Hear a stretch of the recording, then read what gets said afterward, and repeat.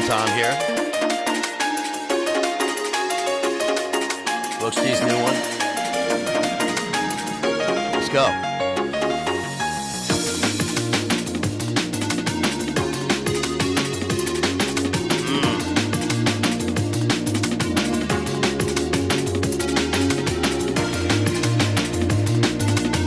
Welcome to the drive time.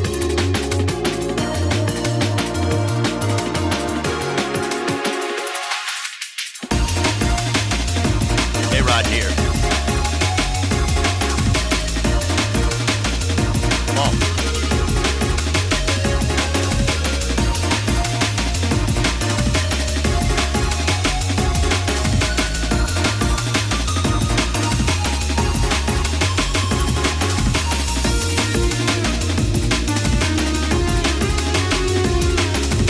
Whether it's the morning, the afternoon, to the evening, we ride.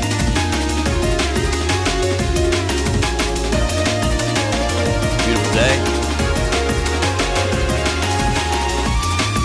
Beautiful day to be chilling, working, driving, riding.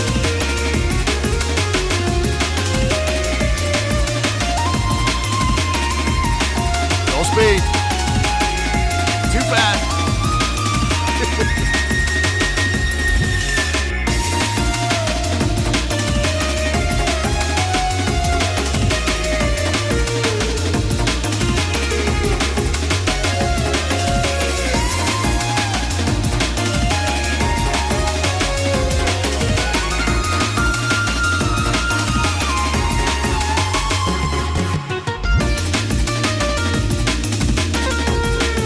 Right.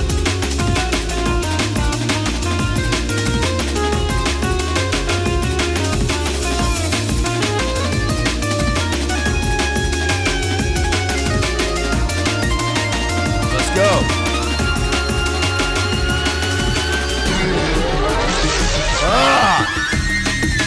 Oh. Change of pace.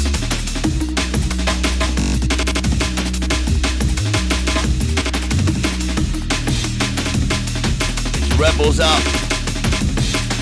Get your Mountain Dew. Get your Lucasade.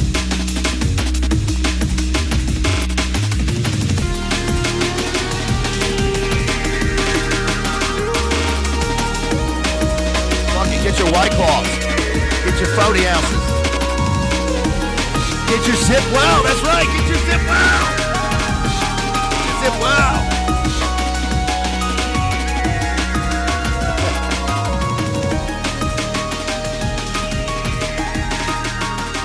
Tall boys. Get your Mountain Dew tall boy if you want.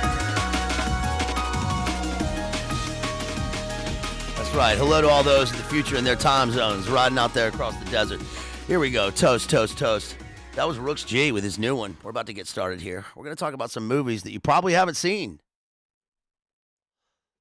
Here comes a new classic from Rooks G. Y'all, this one's a classic. What'd this get? One like 10,000 views? Shouts out to Rooks G out there. This is Soul Crusher. He hit it big with this one, as he deserved. That's our boy.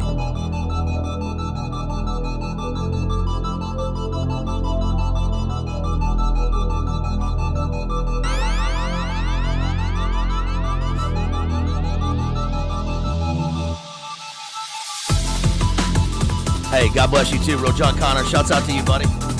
Shouts out to Jason out there. All the members. This one might go in the membership channel afterwards. I don't know.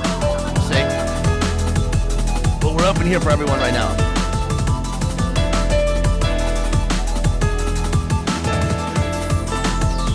Check out this pic from the Black Hole, Disney's Black Hole.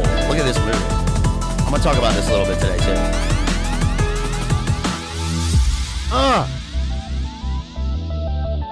Shouts out to PC Baz on a day off. Chilling. Look at this. Look at the Black Hole movie from Disney. Scurry. Dante and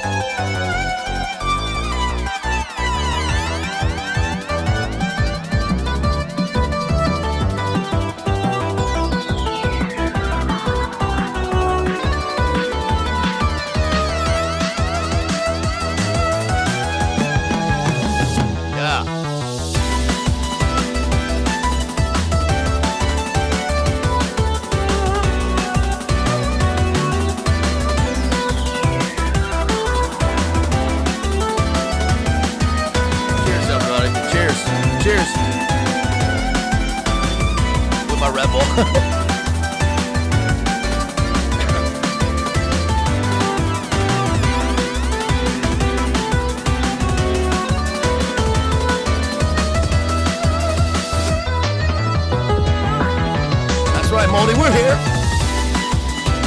Trying to fill in the drive time.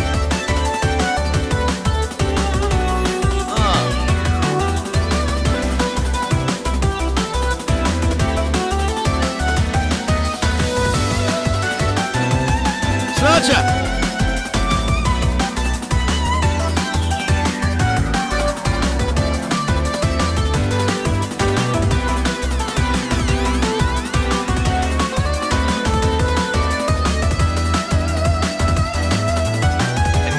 Hit that super chat button. Filler, you can hit it right here too. That's right, this is filler for this drive time. That's right, Tommy Jones. Shouts out to Rachel Wilson out there, base homeschool mama. Let's go.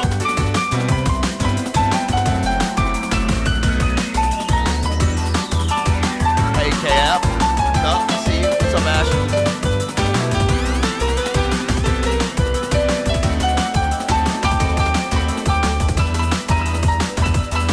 My lean cup right here. No, it's Mountain Dew. That's right. This is Soul Crusher by Rooks G.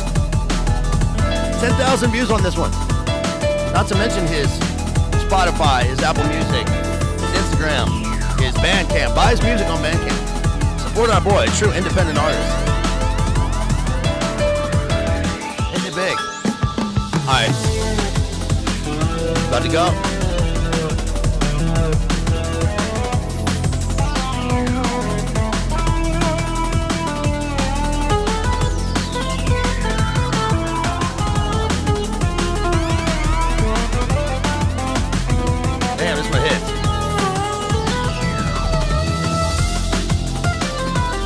Can't stop it till it's over, y'all. It's not fair.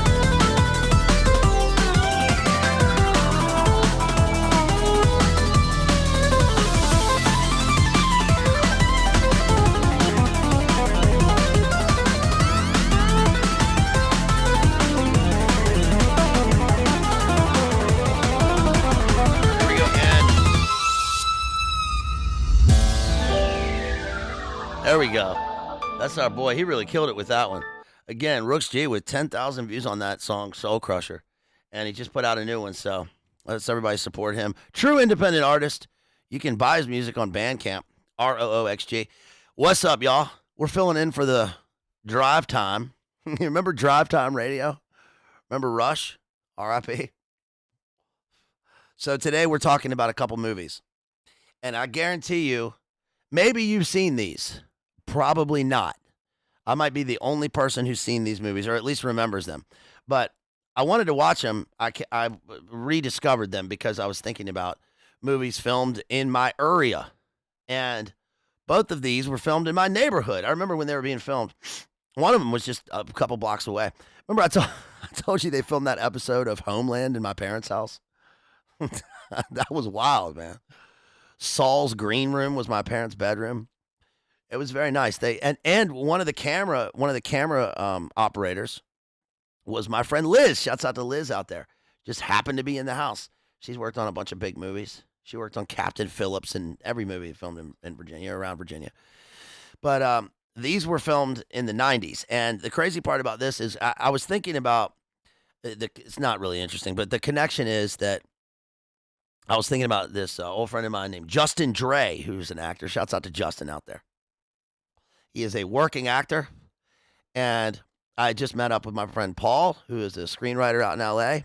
He came back to visit, came for his two nieces' baptism. So he came back here, and I saw him, and Paul and Justin are both out there in L.A. I was thinking about Justin, and Gary Oldman filmed two movies in Richmond. I don't know if they were back-to-back, but they were the same year. So he filmed Hannibal. The first scene in Hannibal takes place. The bad guy, his house is the Biltmore down there in Asheville, but a lot of it was filmed in Virginia. Cold Mountain was filmed here. You know, a bunch of stuff. What's up? What's up? Mark Ski. What's up? Everybody. Moldy. Mella. What's up? And while Gary Oldman was Gary Oldman is the guy in Hannibal who is in the wheelchair and like cuts his face with glass. You remember that scene? Hannibal is my least favorite of those movies. Of those Dr. Lecter films, because it's got that scene at the end where he like cuts off brain cap on Ray Liotta or whatever. I hate that scene. But and they should have gotten, instead of Julianne Moore, why didn't they take that opportunity to get Holly Hunter? But anyway, Gary Oldman was there, and then he also filmed this movie that we're covering today, The Contender. And he stayed at my friend Justin's house, old friend. I was in Boy Scouts with Justin, funniest guy I've ever met in my life, working actor out there in Hollywood. And he told me a story once. It's probably inaccurate now, but he told me a story one time where he came home and Gary Oldman was mowing the grass. He was mowing his lawn. So anyway, that's whatever. But so we're covering The Contender and this movie Shadow Conspiracy today. And Shadow Conspiracy came first. That was 1997. And that started, I mean, it's got a great cast. It's got Stephen Lang is a bad guy. You don't know if he's a Russian or not. You assume he is. And at one point, Charlie Sheen kind of alludes to that because one of the other guys is a ex-Soviet guy working in espionage. Anyway, so Stephen Lang, who is great. If you don't know Stephen Lang's a fantastic actor. He plays the bad guy and he plays the hitman, but he never speaks in the movie. The only time he speaks is when he goes, "Ah, ow!" My sister and I have this joke where in the show 24, there was a scene where one of the villains was about to he was getting unalived, and there was an explosion. He blew up in the explosion, but you hear him go, "Ow!" So every time we watch a movie together, and there's a bad guy getting his end, we always go, "Ow!" It always ruins the movie. Anyway, it's so stupid, but he does that in the movie. He goes, "Ow!" So Stephen Lang's great. It's got Donald Sutherland. So we're going to talk about Donald Sutherland a little bit. Donald Sutherland a little bit. Because Donald Sutherland is in every movie. He's in every conspiracy movie. I mean, just about. He's actually not in The Contender, but he's in Outbreak. Remember, Outbreak was one of the movies that was that predicted and was revelatory for Karanka. He's in all these great movies. He's in Kelly's Heroes. He's in Eye of the Needle, which I just watched the other day, which is a great movie. He's in The Eagle Has Landed. He's in, of course, his most famous is JFK, right, where he plays Mr. X. And he's really in everything. He's really good. He's in The Hunger Games, right, which is one of the cornerstones of the dystopian genre. So Donald Sutherland is in this. It's got Stephen Lang, Charles Sheen, Linda Hamilton, right, from Terminator. It's got a good cast. And Linda Hamilton actually criticized the movie. I mean, usually you don't get that. You don't get Hollywood people criticizing their movie. It's bad for business. But this one, she, criticized it. And it does go wrong in parts. I mean, there are parts of it that aren't great. But I watched it because I was naming the landmarks. And they go to the Virginia House, which looks like a swanky restaurant, but it's a 12th century manor that they disassembled and brought over here, and it was about 2 or 3 blocks away from me in my neighborhood, and so that was pretty cool. And we're going to talk about The Contender. So The Contender's good because it's Jeff Bridges. It's got a great cast.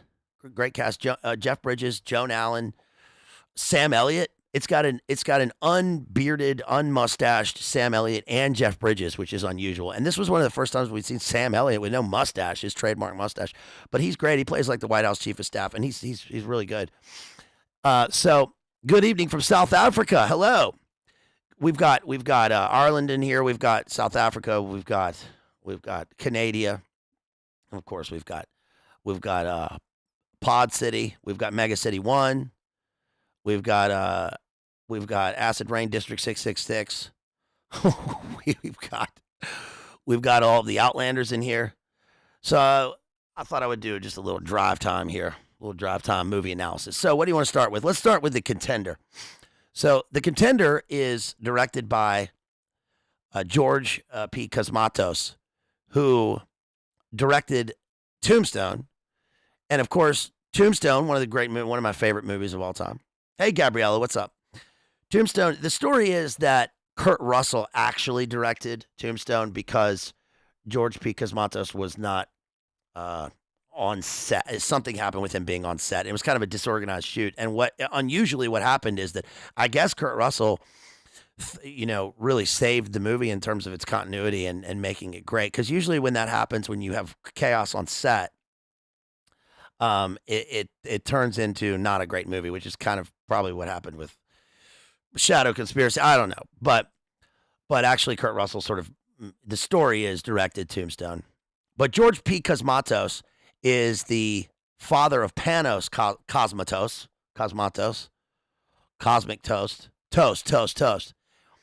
And he's the one who directed Mandy, of course, one of the great recent movies. I didn't know this till recently, but I have a friend who is Greek American, and that the names switch every other generation. So, for instance, if you were Joe, then your dad will be Homer, and then your granddad will be George, and then your great granddad will be, Odysseus or whatever. Correct me if I'm wrong on that. I know we got Greek people. So anyway, Cosmatos directed this, and he directed this, and the Virginia State Capitol stands in for the White House. Now, oftentimes they'll do this in movies. This is just a little movie trivia type of stuff, info.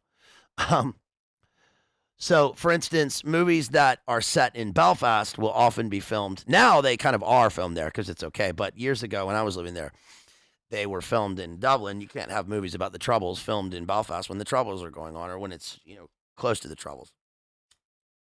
And that's one of the great illusions of movie making. Is that the sets and the exterior look. You can get location shots of the White House and then go to a close-up shot or a mid shot and have it be the Virginia State Capitol because they look very similar. They're both neoclassical structures, and the Virginia State Capitol was designed by Thomas Jefferson. So a lot of it is that, and it's interesting because there's a scene at the end where Jeff Bridges and Joan Allen are walking out of a party at the White House, and they're kind of walking down this hill. Well, you look at the White House in any picture, and there's no hill. It's just a flat grass. There's just the rose garden and the grass. So that's why it's the state capitol. And the interior shots of the White House were shot inside the governor's mansion here when George Allen was the governor, and I guess went away for the weekend to let them shoot. But they do that, because it's a big draw for wherever you're filming the movie. That's why there's a huge film industry, for instance, in Georgia. There's now, there's the Outer Banks. There's North Carolina has a great film industry because they give tax credits and because, it's a great draw. People, it's amazing how many people will go to a location just to see the thing that was in the movie. It's a tourist draw. But anyway, so the Contender. Here's what the Contender's about. It's basically the movie starts off with. What's the guy's name from Manhunter? Oh God, now I can't remember. The guy's name from Manhunter, the main character in that. He's great, and he's hardly in much. It's apparently very hard to get him in movies. William Peterson, who's great. He's fantastic. Remember we covered Manhunter in a stream a while back. Speaking of Hannibal, right? So William Peterson is in a little boat, and he's sitting there on the river. And he's fishing with a reporter, and a car comes careening down a hill and goes right over the bridge and crashes into the river right next to his boat. And we know that William Peterson at the beginning is a senator or a congressman because he's being interviewed by this goober, and he's saying, "Well, what about you, Senator?" And then the car crashes right next to the boat, and he throws down the fishing rod and dives into the water and tries to save the driver of the car. Well, this makes him a hero, because he's trying to save the driver. Shouts out to Mixkey right there. But it's also interesting because whenever you have politicians in movies, movies about politics, you always have this thing, and this is totally true to real life, where the reporter's standing there and he's like, "No, Mr. President, I can't believe you did that. You're a hero." It's like, why didn't the reporter dive in? Do they think that these are, not normal people who do virtuous things. Well, they're not, I suppose. And that's what we learn in the movie, of course.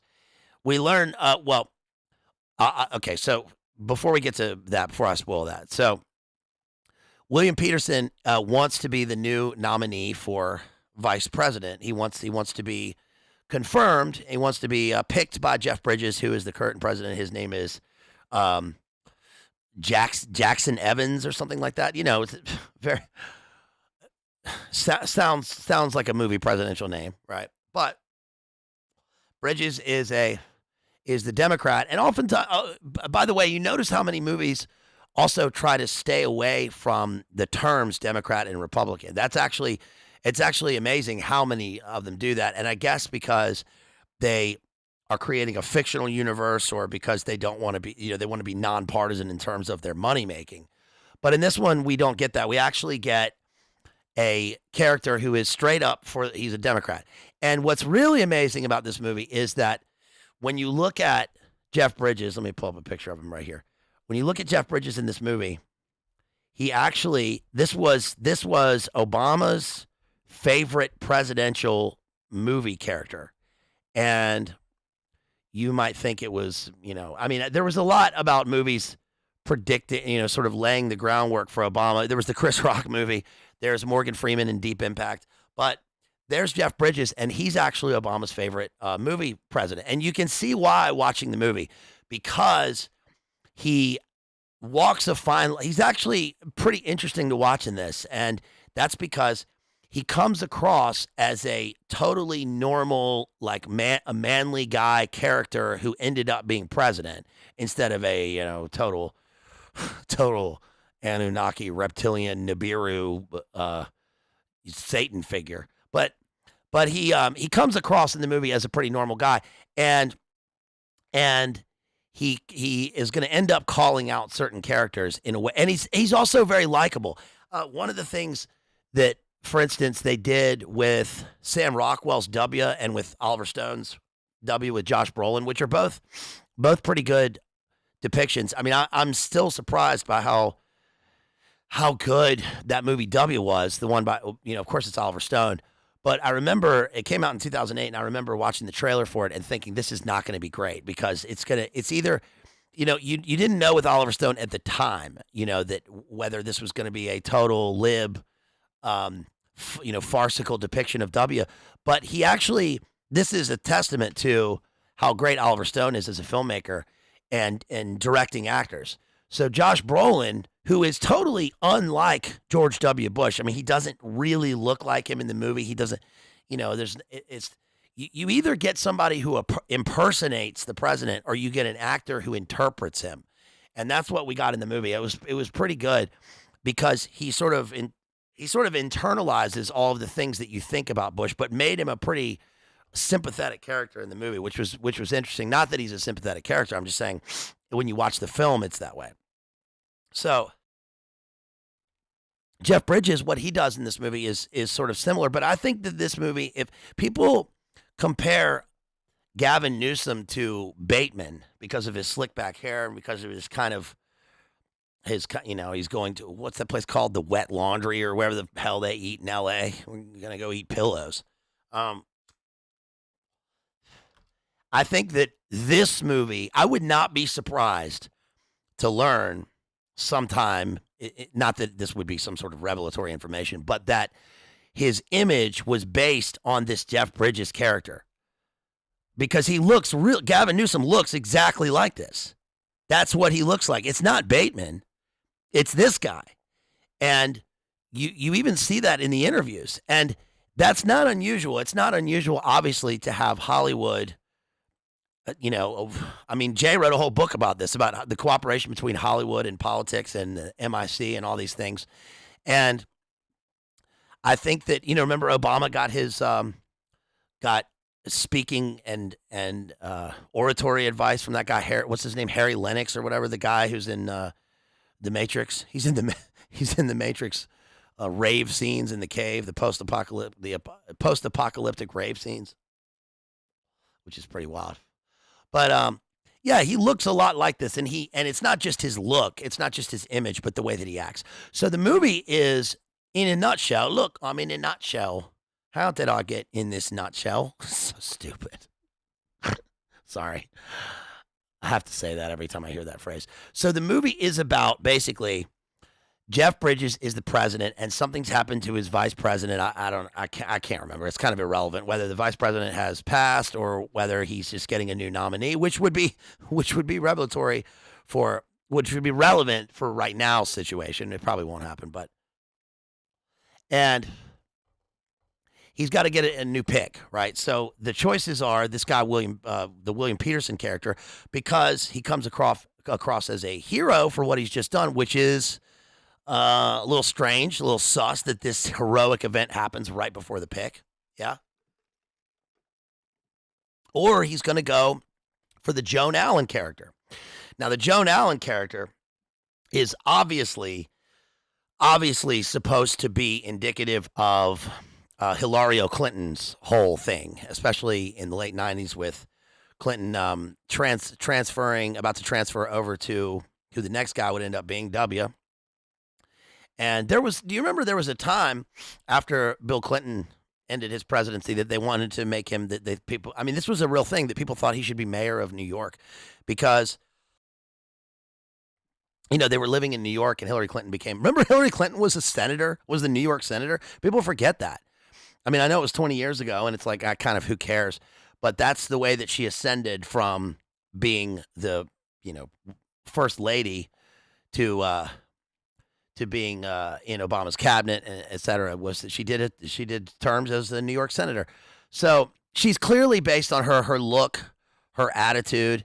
And at the beginning of the movie, when we first see her, she's having that, what does Sylvester Stallone say in Demolition Man? Hey, you little... Whoa, is it time for nookie? What's the word he uses?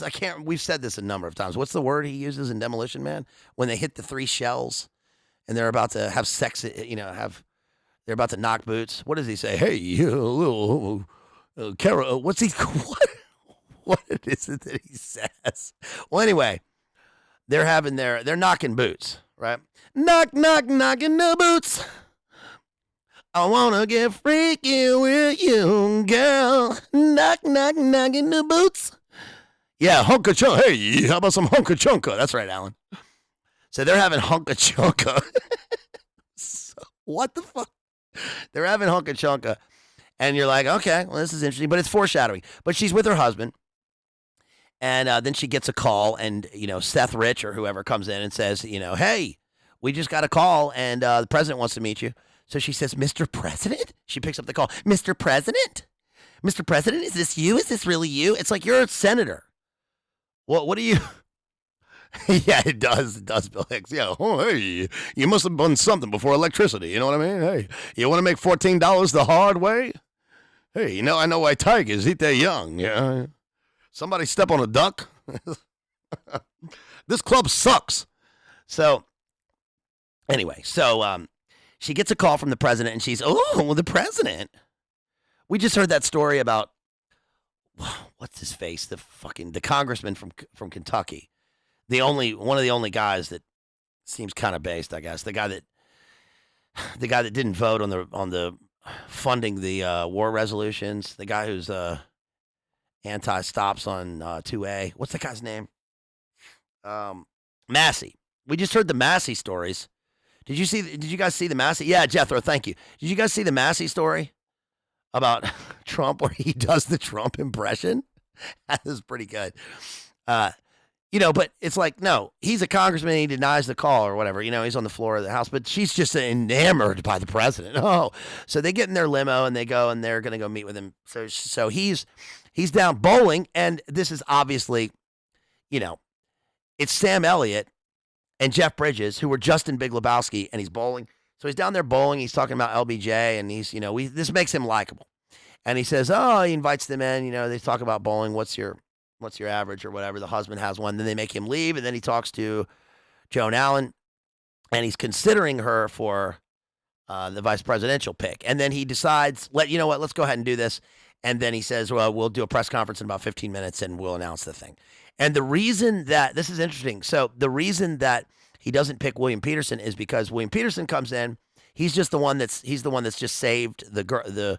He's attempted to save the girl from the car. But Sam Elliott, who is the chief of staff, points out, and this is really probably conveys the role of what the chief of staff is, or at least what we hear about the chief of staff. And I'm not trying to idolize these people. It's obviously not. But what I'm saying is the role of chief of staff that we see in a lot of these movies, especially like that movie. Remember 13 Days with Kevin Costner? Remember that? A lot of times, they're supposed to be the enforcer within the White House, I suppose, or whatever. But so William Peterson says, "Look, it's like I'm a hero," and Sam Elliott says, "You're not a hero. You didn't save her. You dove into the water, and the woman died. So this can play two ways. We can pick you as the vice presidential candidate, and we've got a hero here who risked his own life to save this woman, but unfortunately, the woman did not survive. You didn't get her out. Why didn't you get her out?" And he's like, "What are you talking about? I'm the one who dove in and tried to save her." And he's like, "Yeah, but then you came back up for air, and then she died." And William Peterson tells the story about how he watches the woman drowning in the car and sees life slip away from her, and it's a touching story in terms of political capital, but Sam Elliott and Jeff Bridges are, I guess, pretty astute to point out that, it did not work in the end. Also, they seem a little hesitant. So they order a background check on Joan Allen and William Peterson. And what this is going to do is we're going to find out in the end that we see scenes interspersed throughout this movie of agents, of Fed agents going around and talking to various people. And it's without exposition, so it's pretty good. But one of the people they talk to is this lady who was a roommate of Joan Allen, and I'll get to that in a second. And the other is they go to a military base and they're talking to people, and we find out this is why the movie is actually not bad. We find out at the end that he comes back in. Jeff Bridges is he thinks he's going to make him the vice presidential candidate after this whole thing with Joan Allen has gone wrong. And this is the way that he's going to trap Gary Oldman's character in the movie. Okay, so I'm kind of skipping ahead here. But he says to him, "Look, man, we know that this was fake. We know that you faked it. The woman who died was Mac v. Sog TAC 33 level Ranger Squad, whatever. She's attached to 33rd Battalion. And you hired her. We've got the receipts. You hired her to drive her car off of the bridge so that you could save her. We know that." And they've got a guy there, and he's about to arrest Peterson. And then Jeff Bridges says, "We don't need to go through all that and ruin the guy. It's just we can't pick you." So it's pretty insightful in terms of its exposure of fake flags and a kind of psyop and what these people are willing to do. It's actually pretty clever for the movie. But of course, it reminds them of Chappaquiddick. And they even mentioned that in the movie, that we can't have another Chappaquiddick because that's what the press will turn it into. Not the press isn't going to do that, obviously. But someone somewhere will do this, and then it'll get leaked. So the Joan Allen character. So here's the deal. This is what the crux of the movie about. Joan Allen gets nominated, and then it turns out that Gary Oldman's character is a Republican, and he's in charge of the committee for the what do you call it, the confirmation committee. He's in charge, and it's crazy because Gary Oldman, first of all, is like he's the best role in this movie.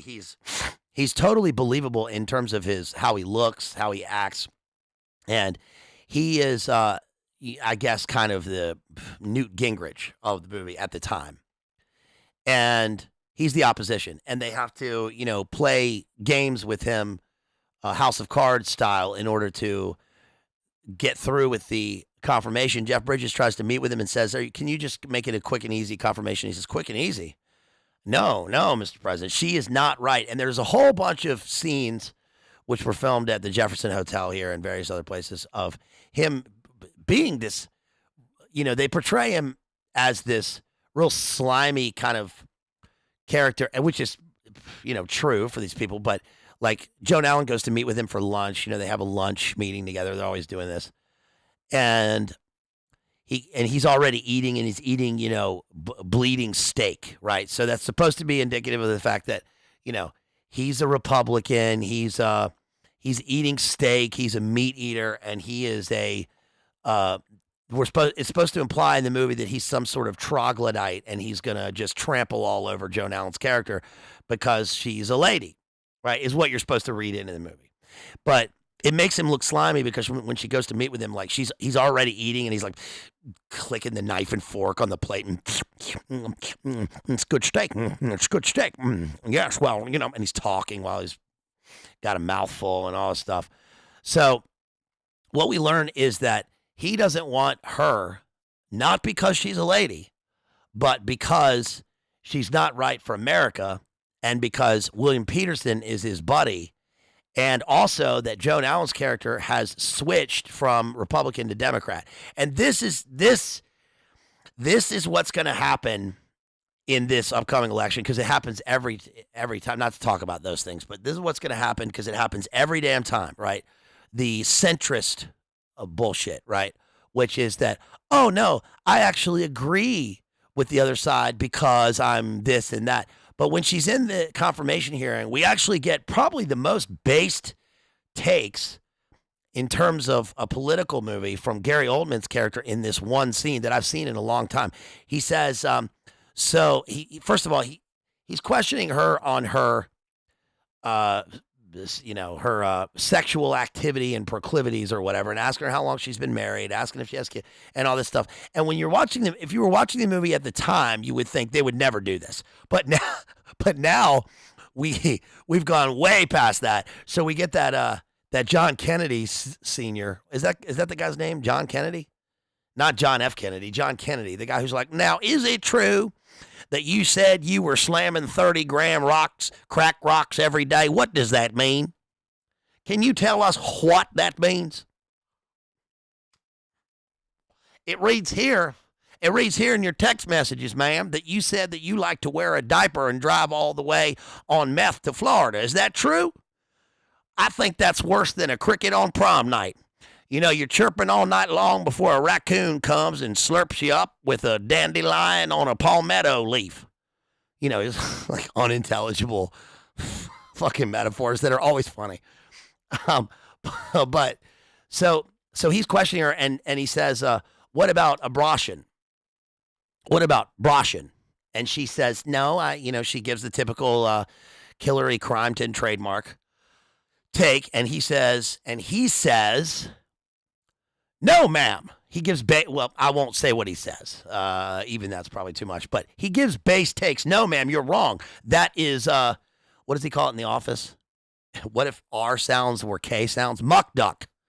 No, ma'am, that is muck duck. That is muck duck, right? And then he says, what about your loyalty? What about your loyalty to the country? And she's, gives some sort of, she's like, I thought it was that the Republican Party had gone too far extreme, and that's why I switched parties, because I am firmly against removing every gat from every home in the United States. And it's like, well, then how were you ever the other thing? Not to say the other thing is, I don't give a shit. I'm just saying, how could you ever even have the veneer of being on the other side if that's your take? If you are, it's just pretty wild. But she turns out to be the most progressive, lib candidate in a movie that we've ever seen. And the one thing that she thinks puts her on the other side, which is maybe true, is she says, I'm firmly in favor of a strong military and a full-on invasion. And it's like, well, that's not just the right. That's actually the left. That's both. So I thought that was interesting. But anyway, she the reason that she's having such a hard confirmation hearing, here's the crux of the movie. I'm finally getting to it. Here's the crux of the movie, is that Gary Oldman has had her info leaked, and he asked Christian Slater, who plays a 28-year-old, young junior senator or congressman or whatever to look into this, and he heads the investigation, I guess. And they find out that when she was a freshman in college, she was involved in a GB. Okay. And not only that, it's not just rumor. There are pictures and there's Super 8 film, like superimposed on the film to make it look like there's, so the question is, was this a blackmail operation from the very beginning? Because it's not that she's unknown as a person. It's that she's the daughter of a sitting U.S. senator, and that's Philip Baker Hall, and she has to go to him and talk to him about, will you support me in my nomination? And he's like, well, I don't know. Now, her dad, of course, is also the most cringe fucking. So the scene with him, he's Joan Allen's father. He's a sitting U.S. senator, senior senator or whatever. And he's sitting there playing tennis with her. Here's another thing they do in movies. They do this in Shadow Conspiracy also. You notice, for instance, in Tom Cruise movies, right, where Tom Cruise is in A Few Good Men and he's like playing softball with other lawyers in JAG or whatever, or he'll be playing basketball. Well, when Tom Cruise does it, I believe that he's playing the sport because he probably was anyway. And that if he's playing softball in the movie, he's actually hitting the ball because Tom Cruise is the one. But when Joan Allen is shooting hoops with a bunch of guys that she met in the, Baltimore Navy Yard or something, she's out there, she's got her sweaty Navy sweatshirt on, or she's playing tennis. It's completely unbelievable. Look at how she looks like Big Bird. She's running around the track. She looks like her head is like perfectly still, but her body is like, she's doing this thing where like, her body is like, it's like not proportional. So she's running like this, but she's not really running. She's walk running, but she's like, it's so funny when you look at, if you see this movie, just watch what she does. It's like, this lady's never run in her life. Why did they make her do this in the movie? Because she's relatable. Because she likes to go out and have exercise. Everybody in political movies is always like doing things during the day, right? Now, there was a guy in Richmond, every time I would go to the pool, every time I'd go to the country club, which is where there's a golf scene in this movie. It's filmed at the country club. And yeah, Rachel, how dare you? She's a strong, capable, athletic woman. It's like, okay, I don't know what you guys do during the day. I don't know what people do during the day. Okay, like when I'm on vacation right now, if I'm working, I'm working, and then you go home or whatever. But like in movies, people always have these activities, like they're constantly, oh, we're gonna have a scene where I'm giving a deposition, and I gotta go sign my affidavit, but I'm at the county fair with my kids. So what? Oh, hold on, walk with me. Oh, you're going to ask me about the murder that just occurred? Hold on, walk with me through the sub shop. What? So they're always doing and it's not just that they're going to the gym and working out or something. It's like they're always doing various sports throughout the movie. I know that when, you know what I did today? I went to the store about 3 blocks away and I got a club sandwich and a Mountain Dew and a Red Bull. And then I came back home. That's what I did. Now, I should, you can, people tend to do a lot less than they do in the movies. Not that, I'm not, yeah, maybe I should be out power walking. There was the guy when I used to drive to the country club every day. There was a guy, I saw this dude every day. It was this old man, and he would power walk, and this guy was like a state senator or something. He was always, racquetball. Exactly, Rachel. They're always playing racquetball or squash. This guy was always coming this way. We're passing him, and my dad would go, check it out. Look. And this guy, he power walked like this. He literally, this guy was swishing like his muffins were burning or something. Every day, my dad would be like, that guy's a damn state senator. Give me a break, right? That's what she's doing in the movie. Anyway, so there was obviously we're supposed to imply watching the movie, not people probably just normally watching the movie, but us, we watch the movie and we think, okay, this was probably a blackmail operation because she's the daughter. She's getting compromised. She goes to this party. And so the movie becomes about her dignity and how they ask her questions about what happened. And they have her on this, I think she's on Larry King. She goes on Larry King, and then she goes on some other news show. They don't give her a monitor so she can't see. And then she's talking through her earpiece, and Seth Rich is like, you got to get her a monitor. That guy, remember the guy who's in True Romance? What's that guy's name? Not Saul Alinsky. It's something else. I keep thinking that's his name. Saul Ruberg or something. I don't know. The guy in True Romance who is the producer who does the Robert Evans yayo operation with Balky. Right? Remember that guy? If you follow me on that at all. The guy who played Balky is supposed to go get yayo for Christian Slater, who's in this again with the Saul Alinsky guy or whatever. And he's coming back, Robert Downey Jr. style with the Porsche, and it blows up all over his face. And he's the one in the movie who says he's got a sort of sequel in True Romance to Apocalypse Now called Home in a Body Bag. It's the fictional movie within a movie. It was written by Quentin Tarantino.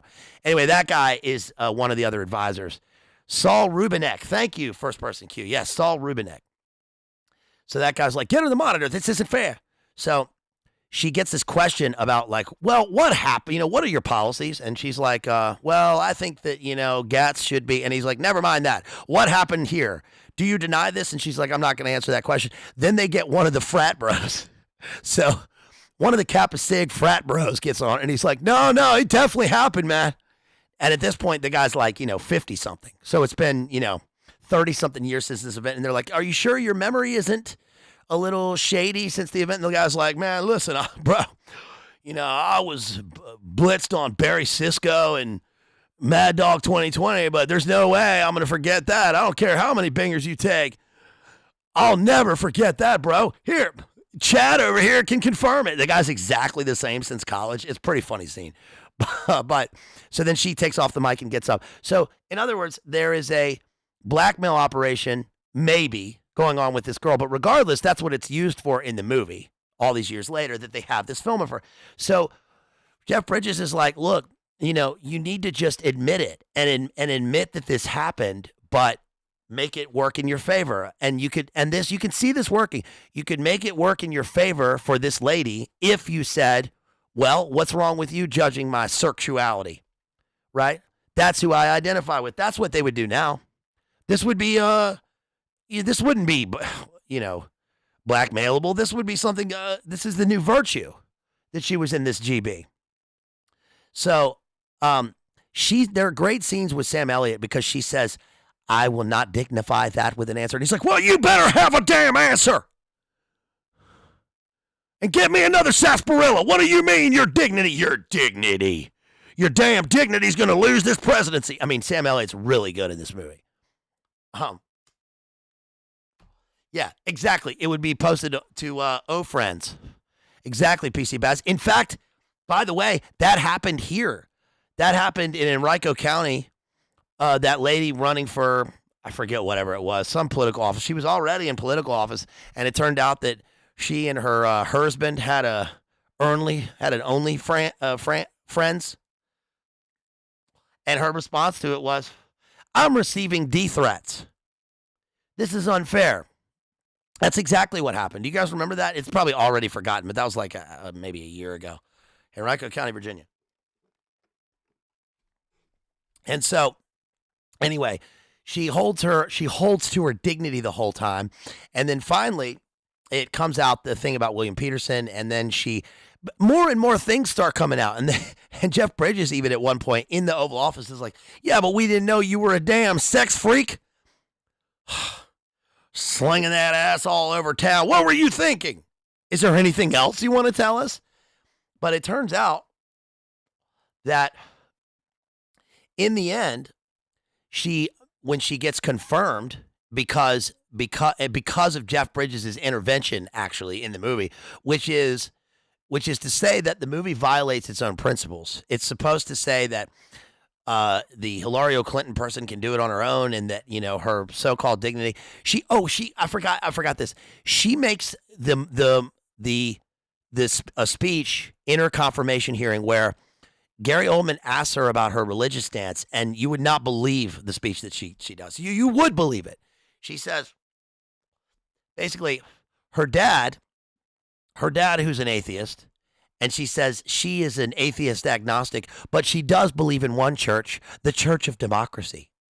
And her temple is the temple of the Congress and all of the sanctified buildings of the United States. That's her religion. She does this long speech, and everybody watching goes, "Oh, brilliant take." And that's at the point where you really know Gary Oldman is oh my, get this, what the I mean, it's so funny because when the movie came out, that was probably just, oh, that's acceptable, I guess, maybe. But Gary Oldman is the one person who's calling her out on this, and now now you watch it and you're like, this movie's almost a playbook in terms of their MO, their aesthetics, their PR, their reputation. You're loyal to the temple of democracy, right? Which means that you have no virtue and that you're everything that you don't. She doesn't even believe in anything in the movie. She's basically John Lennon, right? In terms of its apotheosis, right? Her speech at the end of the movie to Jeff Bridges when they're one-on-one in this weird picnic outside of the White House. Oh, they're just normal people, just like everybody else. They can walk out. She's like, listen, none of that happened. The film is not me. I was drunk. Nothing actually happened. The frat bros are wrong. And Jeff Bridges is like, why the fuck? Why didn't you just say that from the beginning? And she's like, because it's no one's business. Because it's no one's business. And Sam Elliott earlier in the movie had said, it is everyone. You're a public figure and you're involved in representing people, and it is everyone's business because you a dang. She's a dang. She's shaking her ass all over town, right? Yeah. Rachel says she would just say she was rebelling against the oppressive heteronormativity and the patriarchy, and she would, no, and she does win. And she does win. She wins and that's only because, again, of Jeff Bridges' patriarchal deus ex machina intervening to entrap Gary Oldman's character into a situation where he says he will tie his entire legacy and his position as a congressman to William Peterson's integrity. And they find out, and they have proof of it, that William Peterson also has no integrity. His house is, by the way, in both The Contender and in Shadow Conspiracy, the house of the congressman was on my street. It was at the end of the street. And they used the same house, which is interesting. When I was growing up, I didn't care. I saw him filming the movie. I didn't really care. Bro, I was too busy off with the bros. We were having too much of a good time, dude. Driving around, listening to Oasis, listening to Grand Poobah. You know what you can do? You can lick the twins when I pull them out of scans. When I put them in your face, you can tell me how it tastes. That's a Cronkite. Yeah. Listening to Grand Poobah, driving around, right? Chilling, hanging out. I didn't care about this movie. I thought it was kind of cool, but I didn't, go watch the movie making or anything. But anyway, so the movie ends up with her with a quick and easy nomination process in the end after she's gone through all this rigmarole, which is totally staged. And she ends up as the nominee. And now there is the first time female vice president.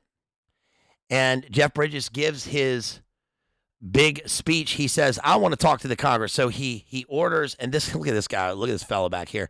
Look at this skull and bones right here. This is obviously filmed in the Virginia State Capitol. I think this is the fasces right here. There's a statue of George Washington with the fasces. the rods of power that they walk past. They also used that in G.I. Jane, which was filmed around that same time. And he orders this speech to the Congress, right? A kind of impromptu State of the Union where he berates the Congress and calls them out for not. Everyone stands up and applauds except for Gary Oldman, who gets called out and walks out. Well, look, man, you can just imagine. It's like the movie paints this picture of the president is talking to you and berating you for not doing what he wants, when the thing that he wants and the thing that everyone wants on this particular side of the movie is just absolute anathema to anything. I mean, it's just all shit. So they act like people aren't regular, and I guess they aren't regular human beings who stand up and go, I don't give a fuck what you're saying to me. I'm not going to stand up. I'm not going to stand for the whatever the current thing is. I don't give a shit. So I just think it's pretty amazing. And anyway, so that is the Contender. And she is it's supposed to be that she's a contender. She's a prize fighter. She's fighting.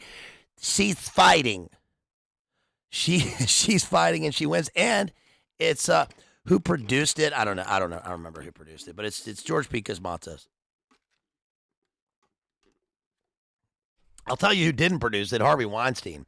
The movie is Say What You Will, and I'm not, obviously I don't give a shit about him either. I'm saying that you can tell it's not a Weinstein production because the production is not tight. Say what you will about Weinstein, Miramax Pictures ruled the 90s, and they made a whole slew of bangers.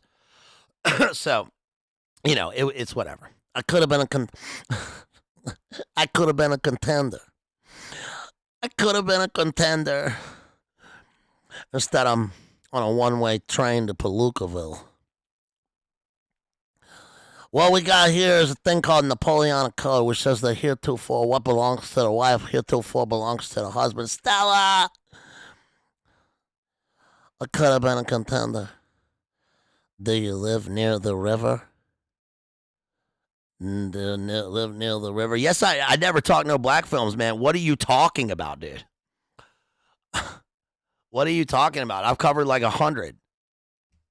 Not 100, but I've covered a bunch. Of course I do. I've covered a bunch. I'm not going to look in the catalog right now. What you say? Now with Caitlin Clark. Who's Caitlin Clark? I don't know who that is. Who's Caitlin Clark? Caitlyn Jenner? I don't know who Caitlin Clark is. Did you see that meme about Lewis and Clark the other day kissing? That's probably so true. Anyway, no, but I don't know. I just did a Denzel movie. Doesn't that count? He's a lead. No, I've done a bunch. I have not done Blade. No, I have not done Blade.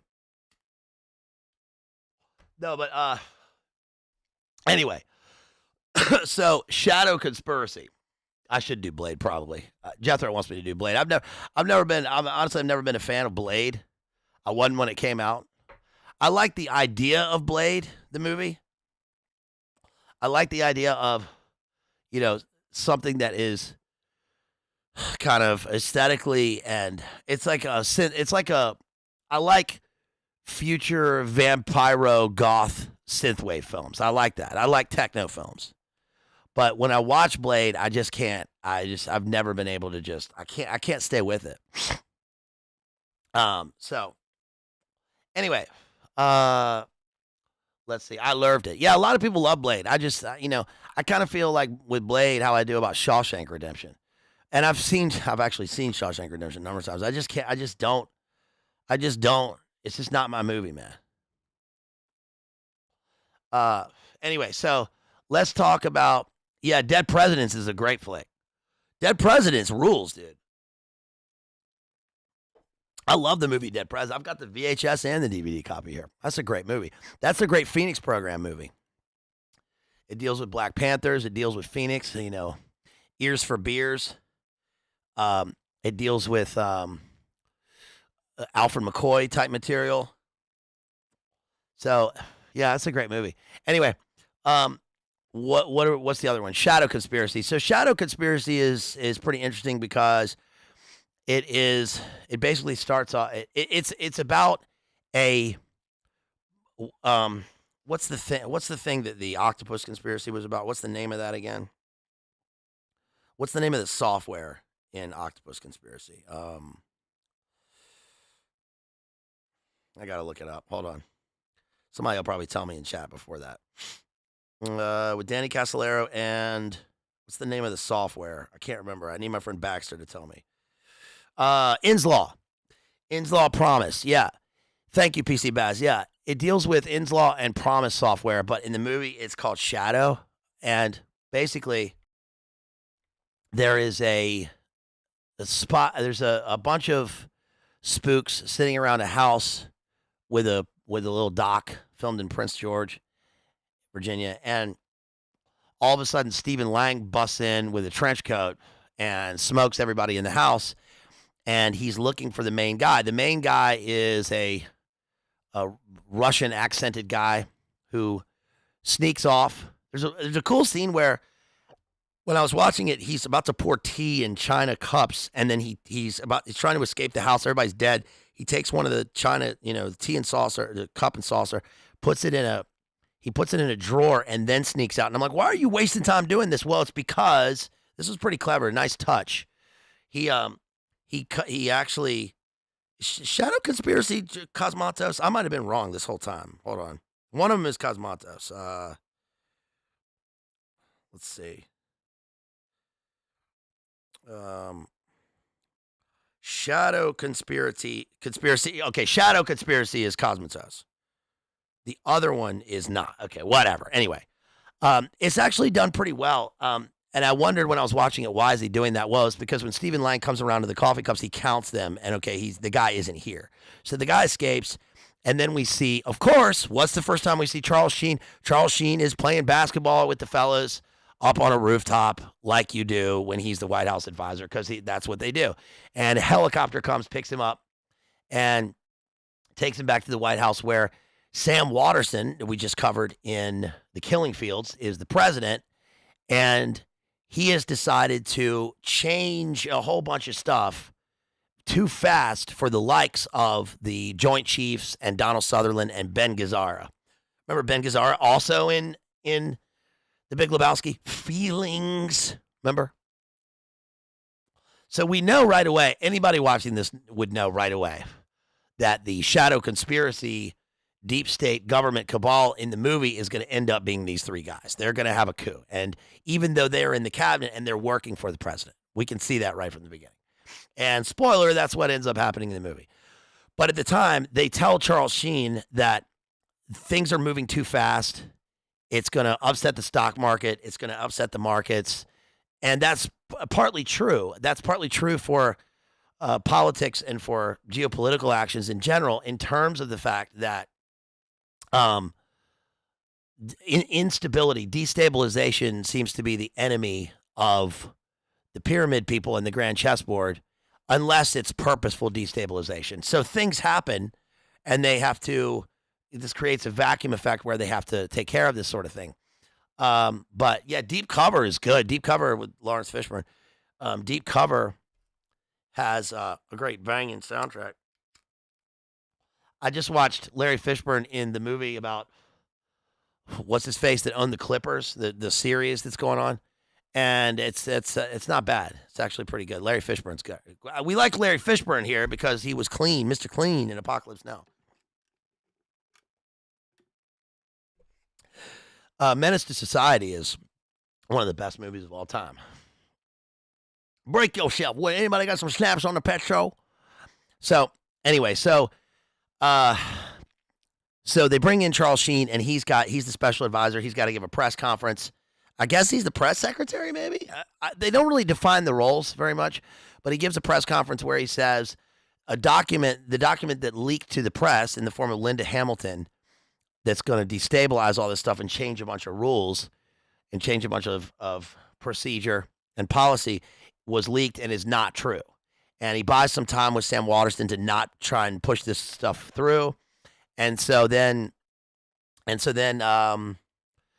Charles Sheen is the hero. Well, Charles Sheen goes out and he immediately gets shot at by Stephen Lang, and then he goes through a series of events where everyone around him dies everywhere he goes.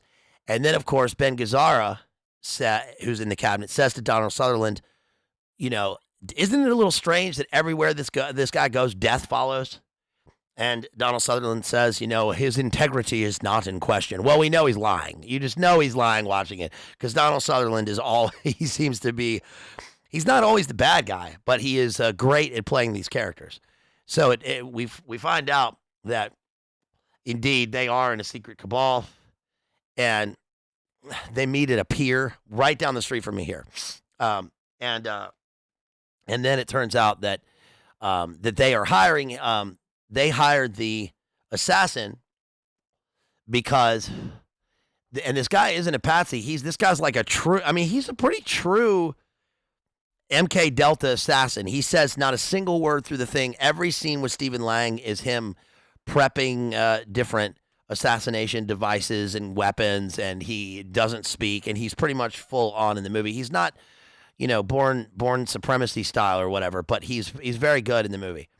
And they say they don't like where he's going. They're going to save the country, and they are going to smoke Sam Waterston at a charity event. And then it turns out that Charles Sheen kills the bad guy just in time, and Linda Hamilton is the reporter who he has to go back to, even though he has thrown her under the bus, saying that all of her leaked material was fake news. It's actually real, and he has to contact her, because then he finds one of his contacts with a secret conspiracy room inside of his house that has a picture of them. This was the Russian the Russian guy who's now working for the government, I guess, and he's got a little data clip on the back. And anyway, the movie has interesting parts to it because it talks about they mention NSA, obviously CIA. They say they don't know anything, and then they bring in that guy Nicholas Turturro, and he's basically running a Promise software / Prism. The Shadow software is meant to spy on everyone within the government. Remember that there was that thing a few years ago about CIA spying on Supreme Court justices' emails and all that stuff that came out in the news, allegedly.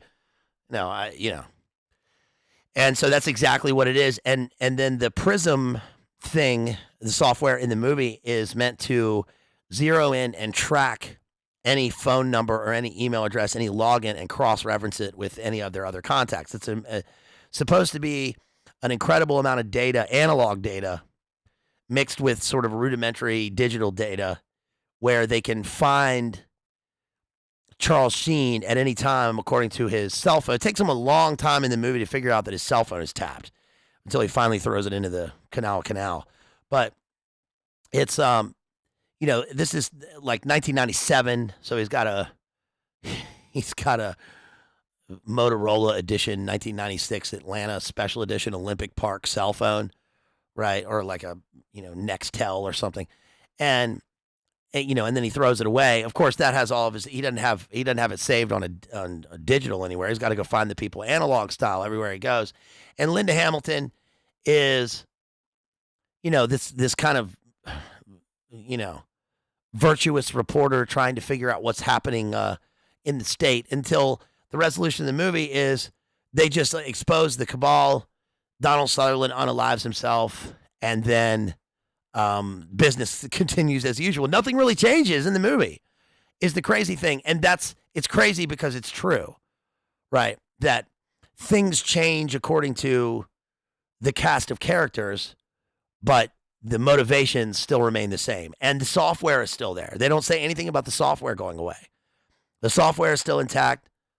The Prism style spying software is still intact. Everything still continues, and Charles Sheen continues with his spot in the government, and that's it. That's the Shadow conspiracy.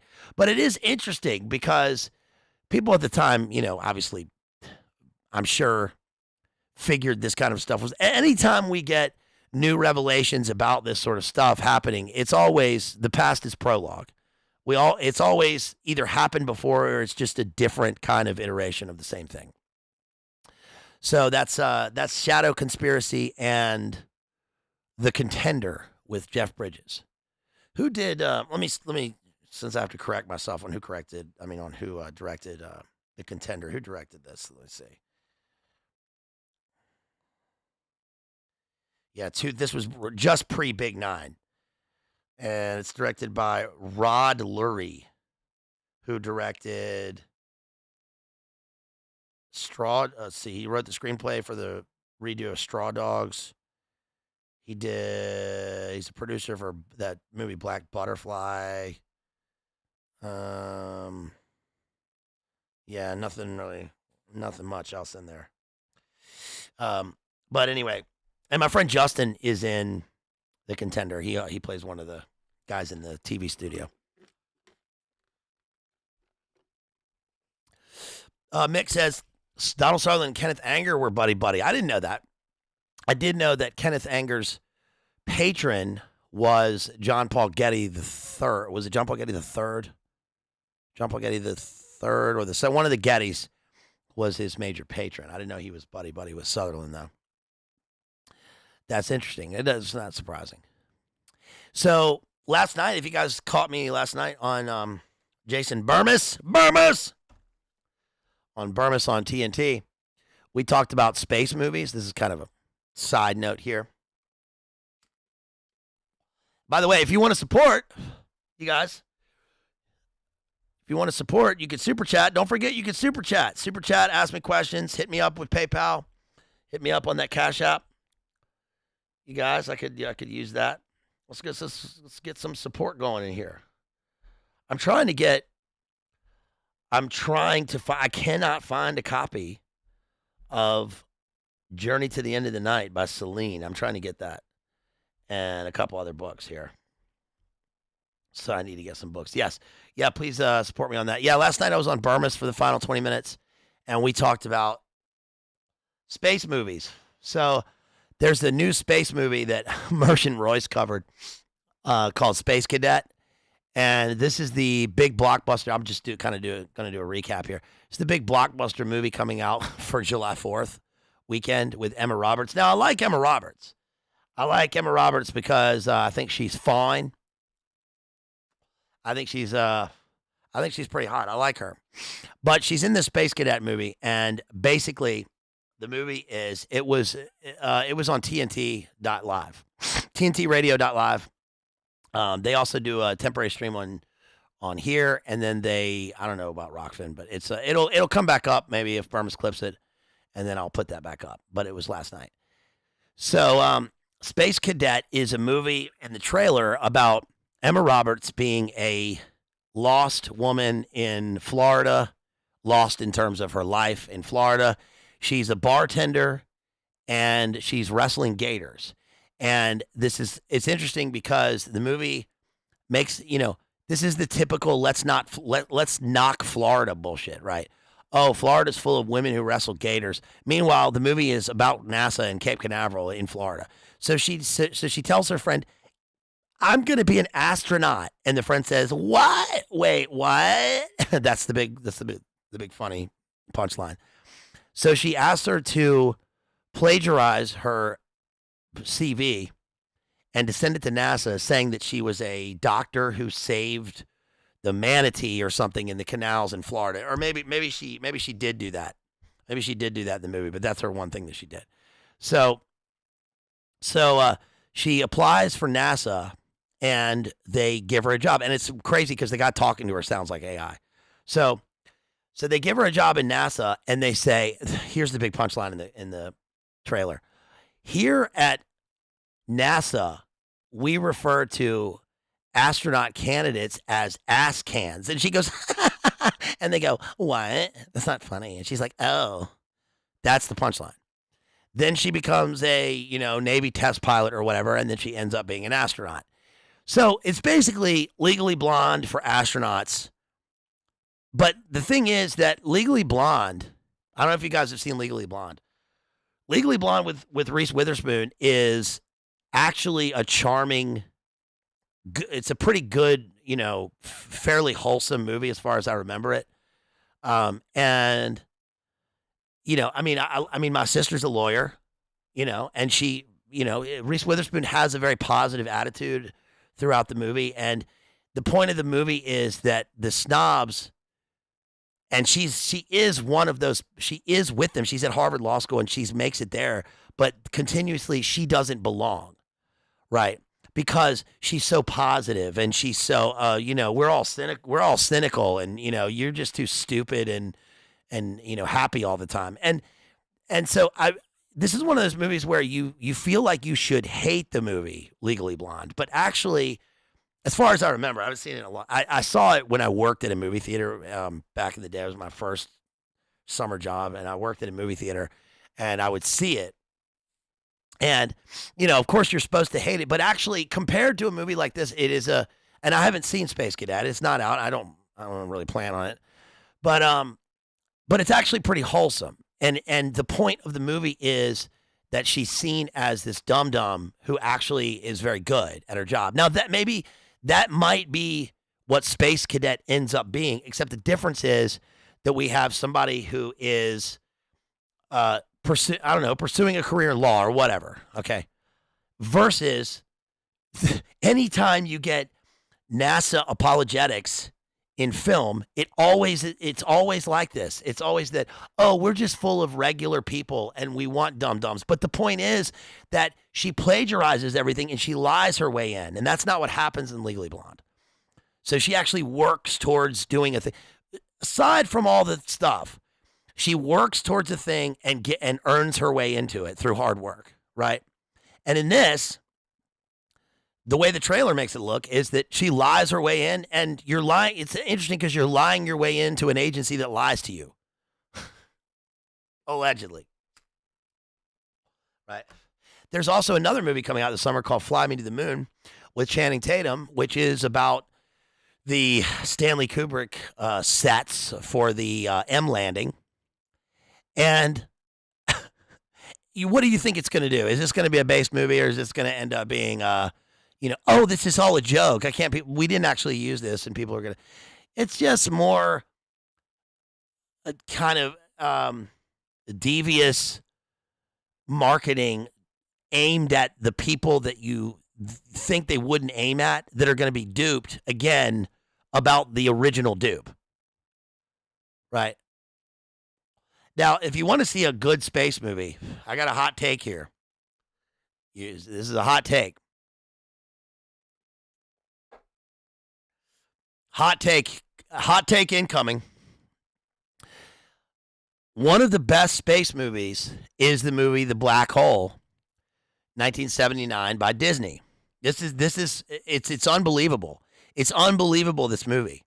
First of all, I can't believe, but I also can believe that this is a Disney film.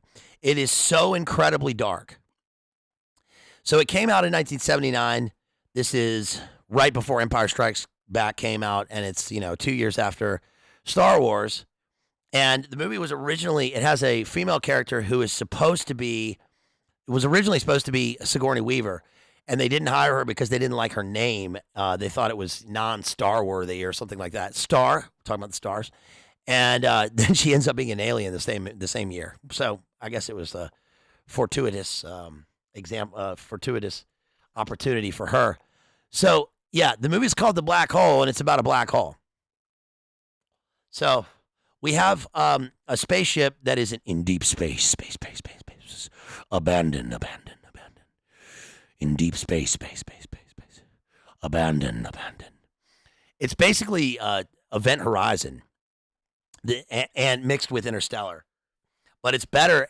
Hot take. It's better than Interstellar. Okay, my problem with Interstellar is that it's insistent. It insists upon itself. It is too reverent of the science and the science saving human beings from themselves and what they've created through the Greta change, right? Through the all you do is blah blah blah through climate change, right? And I love the memes. I love the McConaughey memes. I love the fact that when he goes to the ice planet or whatever, Matt Damon shows up. You remember Matt Damon was in Interstellar? People forget that. He had just been in The Martian, and so he's in Interstellar, and he ends up trying to kill Matthew McConaughey. So that's kind of a take on the movie Red Planet with Val Kilmer that I covered somewhere. I forget where I covered that, but Red Planet is also a good movie because it's got Val Kilmer in it. Red Planet came out at the same time as Mission to Mars. Mission to Mars was the movie with Tim Robbins about finding the face on Mars. Remember, I'm reading a book right now, the Stargate Conspiracy, about the face on Mars. And so it was about the Watchers. So Mission to Mars is about the face on Mars calling human beings to an exoplanet where we meet the Watchers and the Great White Watchers, the Crowleyan, Blavatskyan crew of, interdimensional Anunnaki or whatever. Red Planet is about terraforming Mars. Both movies are kind of like this. The Martian is about that. I like The Martian, even though The Martian is so obvious propaganda for NASA and the rover and all that stuff, and the ecology and biology on Mars with Matt Damon, that I actually like it. It's actually entertaining because I like the idea of, look, man, I'm not supposed to be like this, but if you need somebody to be up in the space pod and you give me infinite music, not disco, which is stupid. That's one of the stupid points in the movie. Like, why would the one character only bring up disco on her iPod? That doesn't make sense. No one would do that. The woman would at least have a copy of that, I took a Louisville Slugger to both headlights. She would have that on her iPod. So put me in the space pod on Mars alone with infinite streams, right? Infinite live streaming, infinite movies and music, and infinite Vicodin. He's got Vicodin in the movie, right? And a bunch of like tools and shit, and I'd be fine. I would be perfectly fine. That would be fine. But Interstellar is the reason that I like Interstellar parts of it, but the reason why it's insistent is because, for one, the scene at the beginning of the movie where the girl, who's the same woman, she's the same woman. It's that same woman in Zero Dark 30. She's in Zero Dark 30. She's in Interstellar, right? She's in The Martian. She's in all these movies. When she walks into her room and the book falls off the bookcase, I knew that Matthew McConaughey was on the other side of the bookcase. I just knew that because the bookcase is a portal. We're going to be inside the Tesseract. There's another dimension. We know he's got to go up into space, and he's going to end up going through the rift in space-time, and he's going to be there with his daughter. I just knew that, and that's what ends up happening. He's inside the Tesseract, so time becomes, 33-dimensional or whatever. That's why I didn't like it. Right. And the thing with the clock is the shaking or whatever. And the music, the piano music that everybody goes into the mall and plays, the Interstellar music, that is just enough of that already. But Black Hole is not like that. First of all, there's a crew, and the woman who was going to be the Sigourney Weaver character is this other woman, and she's got ESP. So that's kind of cool because this is 1979. This is, preceding Firestarter, and we're getting into this. Remember, the 70s had all sorts of conspiracy movies, 70s and 90s. And some of the MK Ultra movies came out in the 80s, and she has ESPN, and she can communicate with the non-human entities, the robot helpers. Now, the robot helper is what makes it a Disney movie, because it's this little trash can, and it like pops up and down, and it's like, woo, and it meets a older form of itself who has like a Texas gunslinger accent and is like, well, I think we ought to do this. Oh, we're bad here. It's stupid. That's what makes it. That's how they sold it to kids.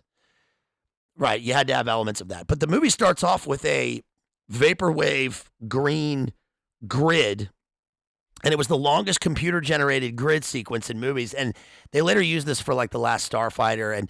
But it's cool because it's not just. It was nominated for best. An Oscar for best a superfluous green grid, right, where we see, computer graphics. The point of it is that when you watch the grid, that this is supposed to be a visualization of them going through space-time, and that it will turn into a rift, which will be the black hole, and that's exactly what happens. So we see that's where the rift in space-time is the black hole, and that's going to be the wormhole. Right. So they're on a mission to deep space to find habitable life. And there's what's his face from Jackie Brown is on there, and Anthony Perkins. And then they find a signal from a Death Star, right? This is even the Robert Forster. Thank you, Jethro. One of the other the robot that they meet calls it a Death Shuttle, I think, or a Death Star. Not a Death Star because it's Star Wars, but a Death Ship. He calls it a Death Ship, and it's a completely all black Event Horizon. It's exactly like Event Horizon, pretty much. And this is a long arc floating in space right on the edge of the Event Horizon. And so they got to make contact with it because the ESP woman's father was on the ship and she hasn't heard from him. He never came back. So they make contact. The thing lights up. It illuminates. They make their way onto the ship. And then they go in and they find that there's one survivor. And the survivor is a Werner von Braun character played by Maximilian Schell. And he's wearing a Pentagon/star pentagram kind of amulet with Hugo Drax attire. And he's filled the ships in the 20 years, the 20 Earth years since they lost contact with a bunch of robots. And they figure out that the robots are all humanoid robots and that there's one floating death robot called Maximilian. And this is interesting because this is weird how this worked in a meta movie reality fashion. The Maximilian death robot is a red floating robot with these kind of intercursal hexagram arms with blades on them. And it's got a red visor. And it is supposed to be a militant robot that responds to aggression and that forms a battalion of fighter SS robots on the ship. And the reason they had that is because they learned that there was a mutiny on the ship where the mad scientist Werner von Braun character in charge was developing anti-gravity technology in order to go through the black hole, and they mutinied. So he ended up killing all of the crew. And the crew, it had a huge Enterprise type crew with a neo-Gnostic garden in order to formulate oxygen on the thing. There's gravity on the ship. The outer shell of the ship has anti-gravity, so they can sit right on the edge of the wormhole. And he's been gathering data all this time, and they want to go. The crew that meets him wants to go back. They sense that something's wrong. But what happens is when they start like exploring the ship, and Robert Forster, there's a really wicked scene. Like Robert Forster finds an empty room, and then he looks down over this like balcony thing, and there's a pyramid of black garbed humanoid robots, and they shoot off what looks like a black cube coffin into the black hole. And he says, these people are these are people. I don't know if they're people, but they had a funeral. And the rest of some of the crew doesn't believe him. It's also got Ernest Borgnine, and Ernest Borgnine is in every movie. Like he's like Donald Sutherland. I mean, they were in movies together, but Ernest Borgnine, 30 Degree Mason, is in a lot of these movies. He ends up abandoning the rest of the crew and taking off on the ship so he can get back home, and then that gets blown up by the laser beams of the mad scientist, so he can prevent him going back home or damaging his own ship. But he says, I witnessed a funeral. It's like a Mandy type monolithic funeral. There's something wrong with these things. And then they discover that at one point Anthony Perkins takes it. When you look in the face of the robots who are manning all of the machines, it's a Cobra Commander style black, mirrored. It's a mirrored mask with air holes in it. So you think, oh, this is their face. So when you're looking in the robot, you're actually looking back into your own face. So it's supposed to be a mirror man. It's a mirror man that you are the robot. You're on the same mission. But then at the end of the movie, there's a horrifying scene where he takes off the mask and we see a adreno-drained humanoid husk of a person who is lost in his own body and only longs for death. but they've been deprived of their will, and they're being mind controlled by the Hugo Drax Maximilian Schell character. And at one point, he actually, they capture the ESP woman, and they tie her down on a kind of a star-shaped thing, and there's a laser beam with 5 points, and it's going to zap her right in her pine gland. And it's going to take away, it's going to zap her will, drain her of adreno, and zap her of her will. And she's got a tinfoil hat on. I mean, it's the imagery in this is crazy, and they end up saving her. But when they meet the other trash can good guy robot, he tells them, I mean, this is so like scary for a kid's movie. I saw this when I was a little kid, and I was terrified. He says that you can't, they're past saving. The robots are past saving. Their only escape is death, which is a incredibly heavy thing for kids. So at the end of the movie, what happens is they do go into the black hole, and Maximilian Schell gets cast.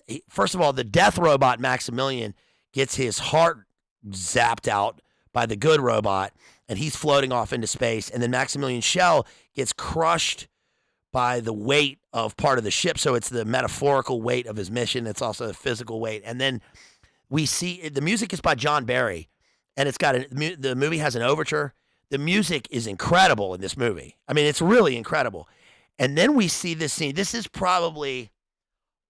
one of the most horrifying scenes I've ever seen in a movie, because I saw it when I was little. And even when you watch it now, it is incredible. When they first get to the ship, the good robot he quotes Cicero, and he describes the death ship as as Dantean. He says something worse than Dante's Inferno.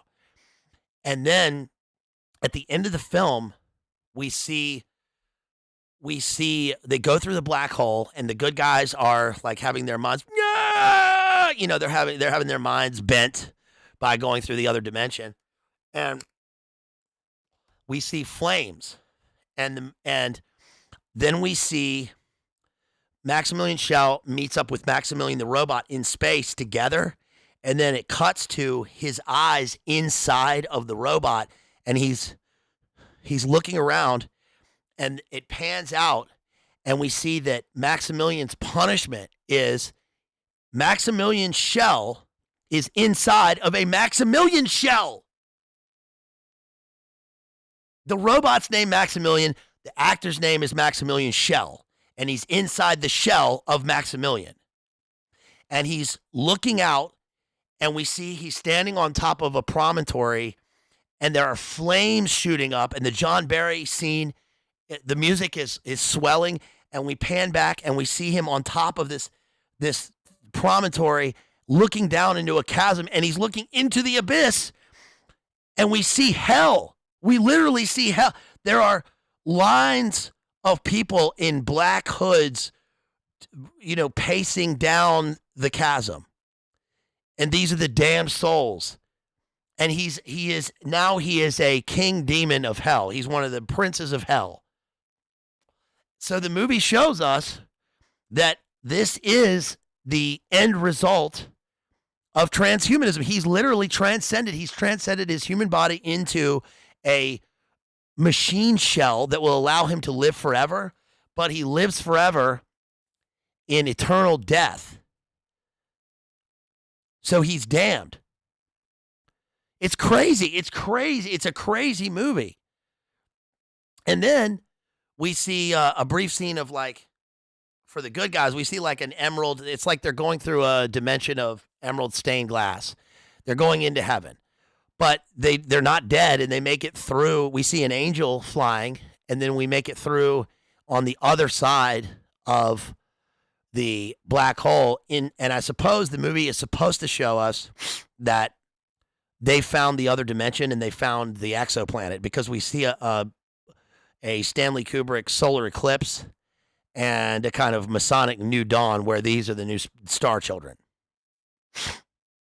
I mean, it's really insane. It's an unbelievable movie. You got to listen. I wish I could just play the music here. Of course, it's a Disney, and it's going to get, it would get dinged right away. But the movie, I mean, for one thing, the sets on the movie are so incredible, because I think this was the last Disney movie made at a time where, if you wanted to make a film, especially under a Disney studio, all you had to do was take it to the guys in the studio, and everything you wanted was built there. That all of the sets, all of the set design, all of the actors are in the company. Everything is self-contained. So there's no hiring out, right? There's no contractors. There's nothing outside of Disney. Everything is made in-house. And the fact that they made this movie is so crazy to me. I mean, it's really now. It is crazy and it isn't crazy because Jamie's done endless work on Disney and its the insidious things in Disney. We often think of some of the scary things in the animated movies and the live action. I mean, they all have this sort of thing, but nothing as blatant as this. I mean, this is really incredible. And it seems it's so crazy because it's blatantly a touchstone Disney movie that has elements for kids, and yet they are referencing Dante, Cicero, mixed in. It's high and low IQ, both mixed in. And that the movie ends with this absolute hellish. I've never seen a movie that really elucidates transhumanism like this movie does. I mean, it's pretty crazy. So that's the black hole. I thought I would throw that in there. Here's what it looks like. This is the screen cap. This is one of the screenshots at the end of the movie. This is Maximilian standing on that mountain. I mean, that's hell. Look at him with the robot arms up in praise, and he's got like a bunch of arms. He looks like a Crowleyan intercursal hexagram at times. Isn't that crazy? Here's another one. This is the one in hell with the flames shooting up, and these are the souls right here. Those are the souls crossing over the abyss into damnation with this demon overlooking him. I mean, it's really gnarly. Yeah, grab. You can watch the scene at the end and just listen to the music. I mean, the John Barry score is incredible. It's really, yeah, Mick, exactly. It's really super gnarly. I mean, it's really, really disturbing. And just amazing that they would have this in a movie. And I think one of the craziest parts is that, every review that you read of this movie is where Disney went wrong, where Disney lost it, where Disney tried to compete with Star Wars and failed. No, that's not it at all. That's not it at all. Yes, there are parts of this that are obviously trying to compare with Star Wars in terms of the marketing. I mean, there was a merchandising thing with the movie. They trying to make money through merchandising. There were action figures with the crew and with the little robot and stuff. I think I had one of them, and all that stuff. But that's not really the point of the movie. This is so unlike Star Wars. It has nothing to do with Star Wars at all. It's not even in the same universe. Literally, it's not in the same universe. This is a human universe in the future where they have analog equipment and they're trying to find the habitable planet. Just, look at our missions now, right? And this must have been big because of setting off the Voyager or whatever in the 70s. But they're trying to find an exoplanet. They find the black hole. Now it's weird because the black hole is illuminated. I think they formed a whirlpool and miniature whirlpool and then illuminated it with something, and then color and crystals, and then filmed it or whatever. But that's irrelevant because Dante and Milton describe the abyss as glittering. It's this bright, dark, shimmering, glittering abyss. So dark the darkness is visible. So we have things in this that are illuminated by fire. There's in Paradise Lost, it's a kind of black fire, but it is, again, it's a Stygian blackness, and the abyss has to be it's illuminated and glittering because this is attractive to people that want to go. They want to go there, and it's very Hellraiser.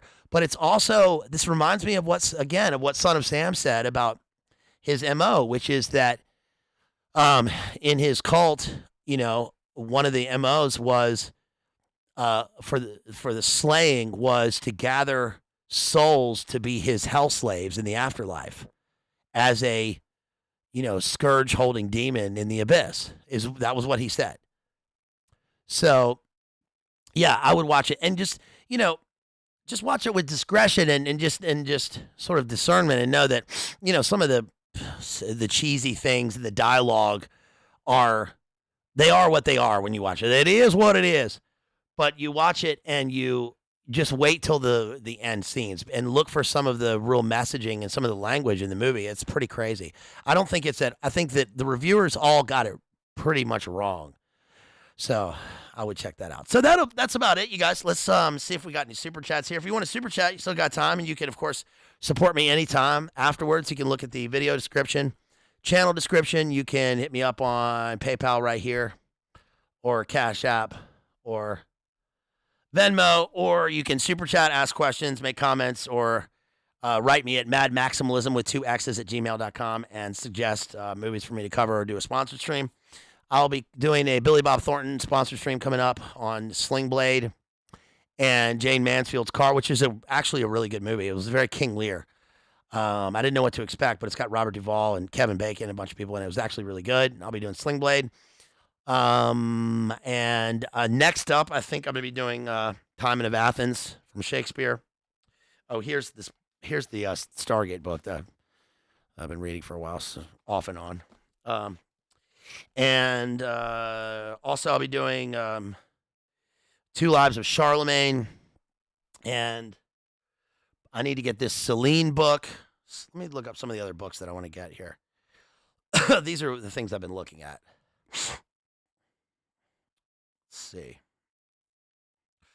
Yeah, there's a book called Sons of Cain, A History of Serial Killers from the Stone Age by Peter Vronsky that I want to cover, because I just watched a movie about the freeway killer the other day, and it was a B movie about the freeway killer, and I was shocked again by the military references in it.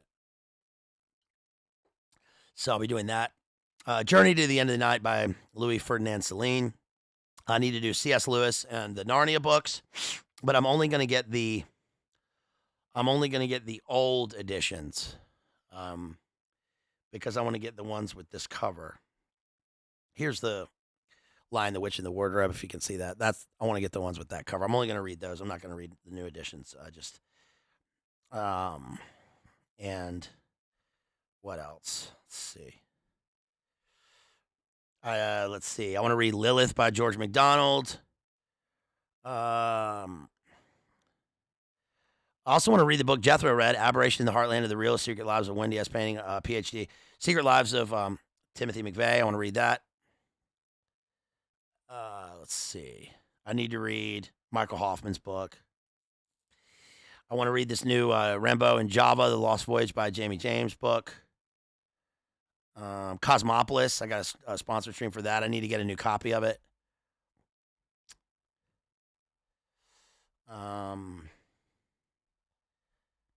What else? I think that's Under the Volcano by Malcolm Lowry. I want to read that. Beautiful and the Damned by Fitzgerald. I need to reread Fearful Symmetry by Northrop Frye. I might do a Confederacy of Dunces by John Kennedy Toole. And I'd also like to do the Prince Harry autobiography and maybe even the Bo Jackson autobiography, which I've talked about so much. I really would like to do something like that. So if you want to support me, you can do that through the links provided. Support me at any time. I'm definitely going to do an analysis of Maxine when that comes out. And there's another A24 movie. Say what you will about A24. I've already talked about that before. But there's another movie about, what is it? Something in the television, like going through the television that just came out. So as soon as I can be able to see that somewhere, I'm going to watch that. My friend just sent me a video. Did you ever see the videos of the black helicopter harassing fishing boats off Camp Hero? Hold on, let me check this out.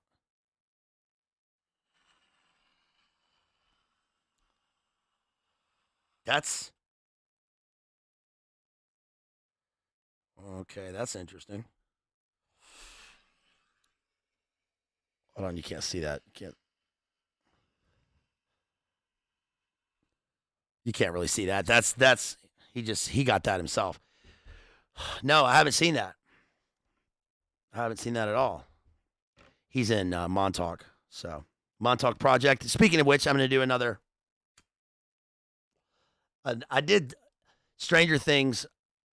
What was it called? Righteous Mind Fight, season 4, a long time ago.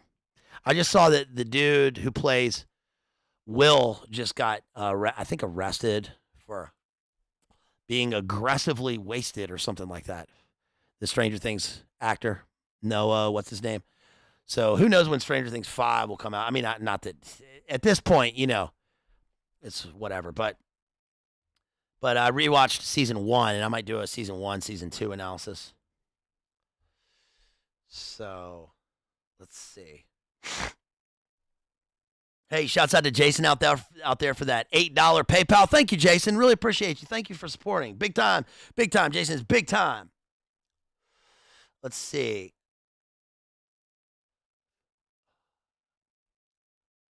Oh, okay. Here's shouts out to Mr. Terrible, who just sent me a text. Yeah, I've been working to getting around to Raised by Wolves, Mr. Terrible. Sponsored a Raised by Wolves analysis, but he says you can ignore the request or switch to, because he watched season 2 and it went off the rails. I haven't seen season 2, and I've only seen a little bit of season 1, but I was getting to it. He says you can do stream on Fallen with Denzel Washington. I did that one with David Patrick Harry, and or Frailty directed by Paxton. Okay, that might be a good one. I really enjoyed your recent stream when you talked about Ted Bundy. Either way, was glad to send the support, and will again in future. Hey, thank you, Mr. Terrible. Really appreciate you. Also, Kristen, if you're there, Jerry and I are going to be doing your sponsored stream on Vincent Price coming up soon. We haven't forgotten. We were both talking about it the other day. So Jerry is hard at work, working IRL. And so, but we haven't forgotten about it. All of the sponsored streams that people have sponsored, I haven't forgotten, and I'm getting around to those. Sometimes it's just a matter of getting the thing that you sponsored. Not you, Kristen, but others. So, Kristen, yeah, you sponsored that a while back. Do you remember that? Kristen forgets her own generosity because she's so generous. Yeah, you sponsored something on Vincent Price a while back, and you split it between me and Jerry. So we haven't forgotten that. That one's for you. We got you back to the chat. Sorry. Yes. Let's see. Any other support here? Thank you for the memberships. Anyone seen Red Rising by Pierce? Red Rising by Pierce Brown. Pretty badass. No, Mr. Terrible, I haven't. And thank you. There you are in the chat. Appreciate you, homeboy. I haven't read that one. I thought it said Pierce Brosnan at first. I like Pierce Brosnan from County Cavan. He's from Cavan. Let's see. Hold on here. Hold on. Got to pull this up. I know it's slow. Come on now.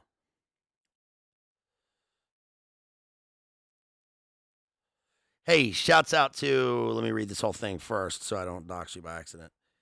Shouts out to, oh yeah, that must be you, Mr. Terrible. Thank you for that $20. Is that you? Hold on, let me make sure. I'm not going to say your real name on here, don't worry. Yeah, is that you? Yeah, that's you. Thank you, Mr. Terrible, for that. Appreciate you. Thank you for that $20 PayPal. Enjoyed your talk on Ted Bundy last week. What'd you think of Fallen with Denzel? Hey, thank you so much. Yeah, Fallen is a good movie. Is it Azazel in Pazuzu is The Exorcist? I did The Exorcist with Darth Moda right there. And I did Fallen with David Patrick Harry. I think it's a good movie. Go back and watch that. Check out, I don't know if anybody can link that right now. If any of my beautiful, wonderful mods, the best in the world, Jethro And Jason and everybody out there, if anybody can find that and link it, I can't right now. There's too much going on. I'll probably click something closed. But I did Fallen with David Patrick Harry. That was a wonderful analysis to do with him. So, yeah, just check out Church of the Eternal Logos. Fallen? Yes, Fallen. So thank you for that. That was another good Denzel. I mean, look, Denzel movies are endlessly watchable. Denzel, who else? Nick Cage. Nick Cage has that new serial killer movie coming out, which I'm going to check out. They said, it's funny because they said, Nick Cage totally unrecognizable in this trailer. No, he's not. It's just Nick Cage. It looks like Nick Cage. But Nick Cage has, you know, we've talked about this before, the quadrant of Nick Cage movies. Good, good, good, bad, bad, good, and bad, bad. All categories. Love Nick Cage. Need to go back and rewatch Mandy. The night closes in, oh, Mandy. No. Oh, Quagmire, well, you came and you went out taking. Oh, Quagmire. The night closes in, oh, Quagmire. Yeah, we need to rewatch Mandy. And hold on, let me get to the other ones here. So thank you for that super chat. Really appreciate that. Hey, shouts out to Rachel right there, Based homeschool mom, who was just on Johnny Vadmore and who is on everywhere and keeps on rising. Shouts out to Rachel out there. Love you and Andy. Rachel sends $10, says, thanks for making me laugh while I'm cooking. No problemo. What you cooking? What you cooking? You cooking some spaghetti? Dang, I'd really like a casserole right now. Wouldn't that be good? Man, I would really like a casserole. But I just ate a club sandwich, so I shouldn't complain. Yeah, shouts out to Rachel right there. Thank you for that $10. Really appreciate you. And to Jason, as always. You are the best. You are the best. And let's see. There were a couple of other ones that came in here. Yeah, shouts out to, let's see. Shouts out again to, shouts out. Did I give you a shout out before? Shouts out to Kevin. I'm not going to say the rest of your name. Shouts out to Kevin, who dropped a huge, huge super chat to do I think that was the Billy Bob Thornton sponsored stream. And I think I got to Circle G on that last one. So shouts out to everybody who's supported me. You can do that through super chats, sponsored streams, all that stuff.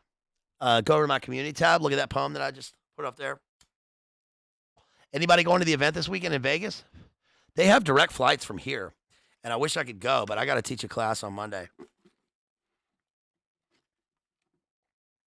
And also, I'd have to find a place to stay at the at Caesars.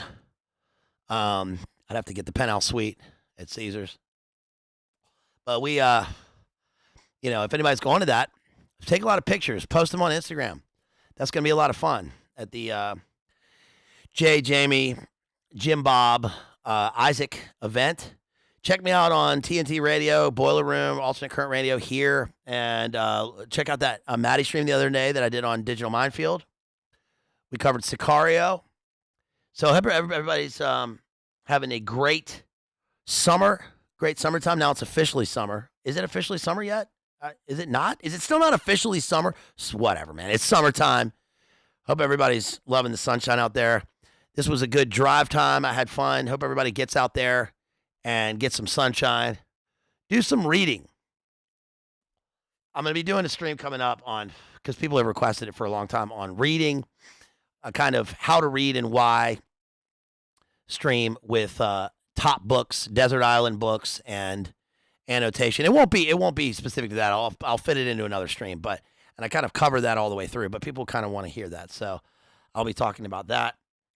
And if you'd like to see that, leave that in the comments afterwards. That's about it. You guys make sure you go to Rooks G. Oh, one more thing. I have been listening to this. I mean, dude, look, man, I was kind of mad when Charlie XCX announced her engagement to the guy from 1975, which is fine. But But then her new album came out, and I had to get back on it. I mean, I love Charlie XCX. She's my dream girl. She's my dream girl of all time. I love her. I have all of her albums. She's my dream girl. And her new album, Brat, is banging, dude. It's really, really good. It's really good. I mean, it's really good. True Romance is her best album. Or Super Ultra Mixtape.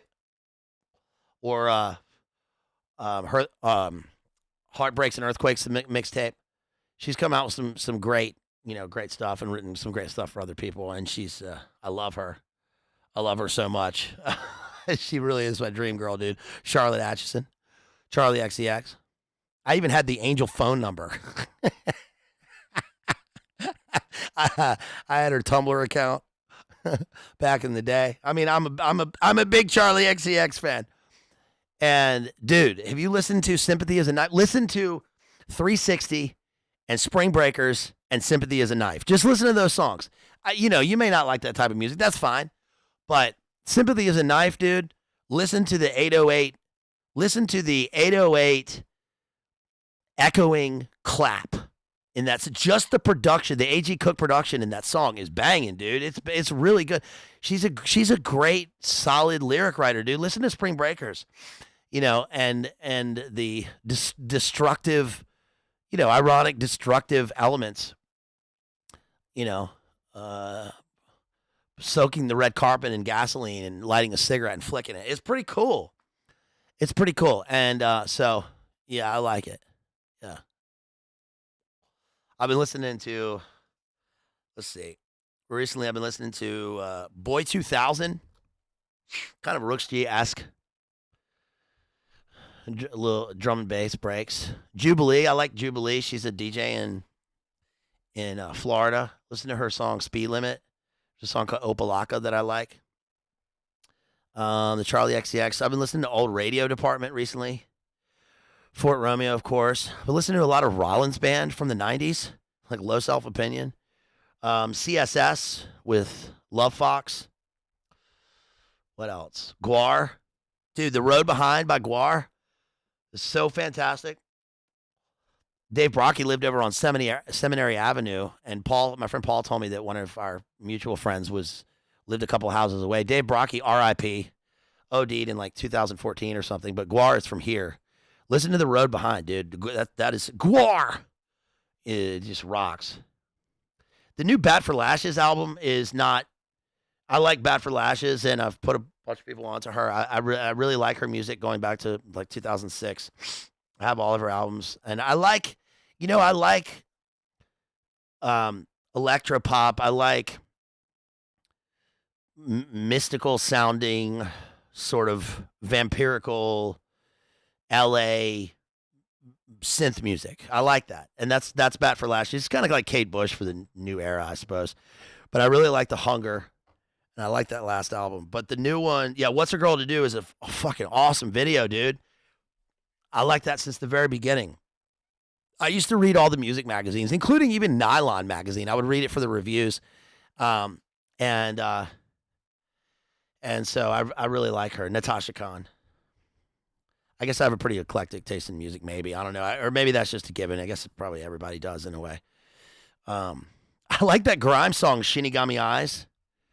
I've been listening to that since that came out with the Cyberpunk soundtrack. Crystal Clear, Deftones, Sublime. I've been listening to Sublime, Club Cheval. Yeah, Boy 2000.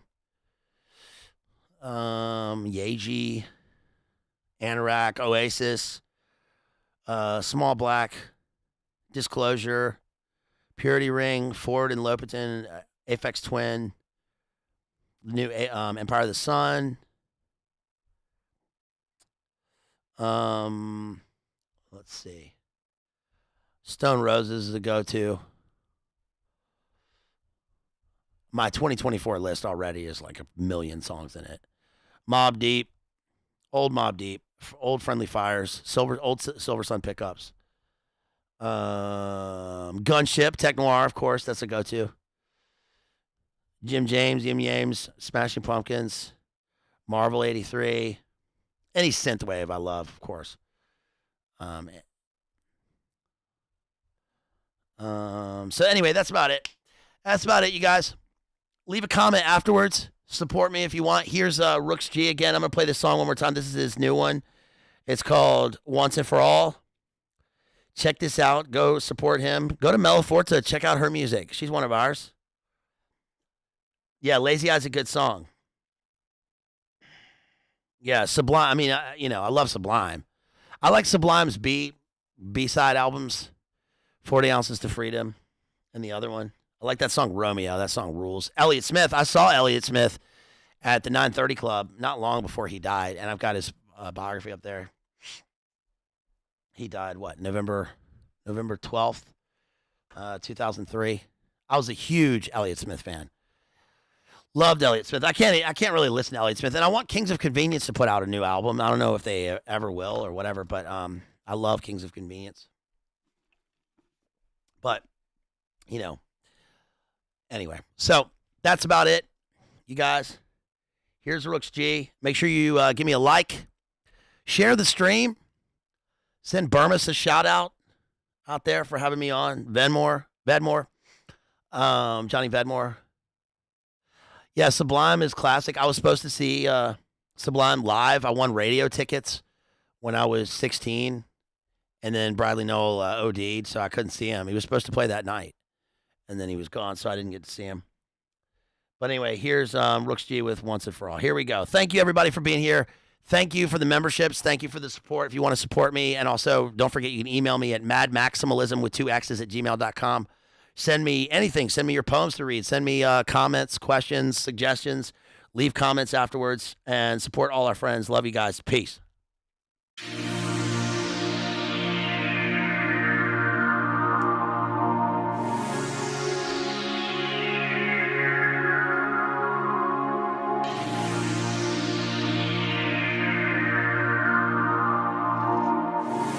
Help me get that Red Bull, y'all. Let me get some cigs and some Red Bull and some books. Love y'all. Thank you so much for being here on this drive time. Hope you have a wonderful day. I truly hope you have a wonderful, wonderful day. Go watch those movies, read those books, love your family. Give your friends a call.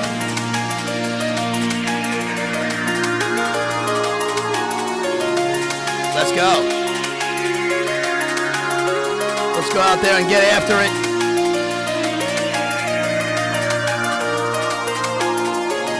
Go out there and get after it. Let's go.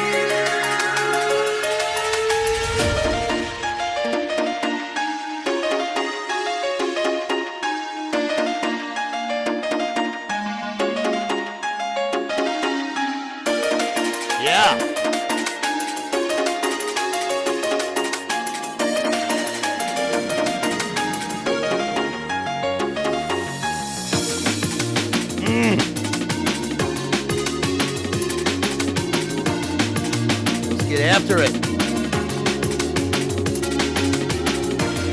Peace, y'all. Love you.